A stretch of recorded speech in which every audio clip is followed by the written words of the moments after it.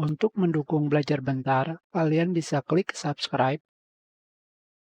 Halo, selamat datang di Belajar Bentar. Sekarang kita akan belajar mengenai ukuran halaman dan margin halaman di LibreOffice Writer. Kalian bisa menemukan mengenai ukuran halaman dan margin halaman di tab Layout. Yang pertama adalah kita akan belajar mengenai apa itu page size, ukuran halaman. Kalian pilih di sini page size.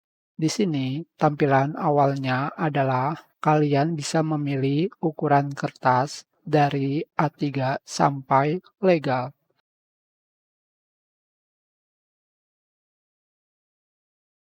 Kalian pilih lagi seperti ini.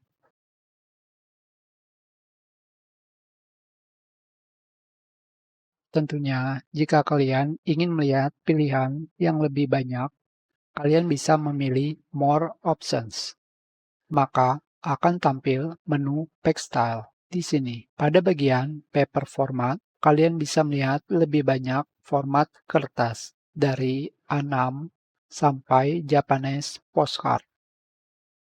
Tentunya, kalian bisa melihat perubahan yang terjadi di panel preview sebelah kanan. Tetapi, untuk melihat lebih jelasnya, kalian tidak perlu memilih salah satu pada bagian format. Kalian tinggal menggunakan scroll pada mouse ke arah atas atau ke bawah. Dari sini, kalian bebas melihat berbagai macam format yang ada di sini. Tentunya, jika format kertas yang kalian gunakan tidak ada di sini, kalian bisa menentukannya sendiri dengan cara merubah nilai dari width, misalkan 40, dan height, misalkan 10, seperti ini. Maka ini adalah hasilnya. Klik OK. Dan kita kembalikan. Selanjutnya, kita akan belajar mengenai back margin, margin halaman. Margin artinya adalah area konten utama. Ini adalah konten utama.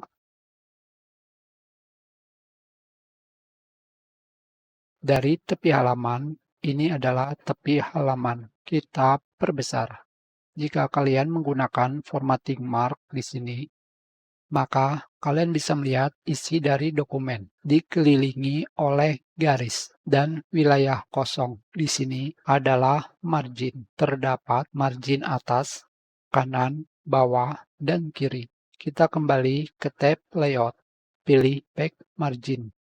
Di sini, kalian akan menemukan 5 pilihan margin. Yang pertama adalah narrow, sempit, normal, width, lebar, mirror, cerminan, dan last custom value yang digunakan untuk menggunakan nilai akhir dari margin yang digunakan. Sekarang kita kembalikan ke normal.